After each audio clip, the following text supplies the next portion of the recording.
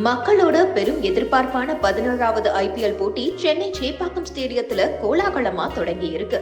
2008ஆம் ஆண்டிலிருந்து CSK அணிக்கு ஒரு பெரிய தூணாகவும் கேப்டன் என்ற பேருக்கு ஏத்த மாதிரி தன்னோட டீமை வெற்றி பாதையில வழிநடத்தி ஆணிவேராகவே இருந்து வந்த தோனி இந்த முறை இளம் தலைமுறைக்கு வழிவிட்டு ஒதுங்கி இருக்காருன்னு தான் சொல்லணும். ஏற்கனவே 2022ஆம் ஆண்டு அணியின் கேப்டன் பொறுப்பிலிருந்து விலகி ஜடேஜாவுக்கு வழிவிட்டாரான் தோனி. ஆனால் ஜடேஜா தலைமையிலான அணி தொடர்ந்து தோல்விகளை சந்திச்சதுனால மீண்டும் கேப்டன் பொறுப்பு தோனி கிட்டயே வந்துடுச்சு. 42 வயதான இவர் போன வருஷமே கிரிக்கெட்டுக்கு எண்டு கார்டு போட இருந்தாராம்.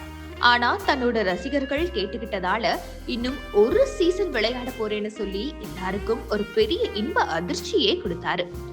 இப்படி இருக்கும் நிலையில வரும் IPL மேட்சில் சென்னை அணியில் புதிய ரோலில் களமிறங்க போவதாக சஸ்பென்ஸ் வச்ச தோனி 17வது IPL போட்டி தொடங்குவதற்கு ஒரு நாள் முன்னாடியே கேப்டன்ஷிப்பை விட்டு ஒதுக்கிட்டார். சரி, தோனிக்கு அப்புறம் கேப்டன் பொறுப்பு யாருக்குன்னு நினைச்சுக்கிட்டு இருக்கும் போதே அந்த பொறுப்பு ருத்துராஜுக்கு தான் அறிவிச்சது ரசிகர்களுக்கு ரொம்பவே வியப்பை ஏற்படுத்தி இருக்கு. 2019ஆம் ஆண்டு முதல் CSK அணிக்காக விளையாடி வரும் ருத்துராஜ் நிச்சயமாக டீமை நல்ல வகையில கொண்டு போவாருன்னு அவரோட ரசிகர்கள் எல்லாம் சொல்லிட்டு வராங்க.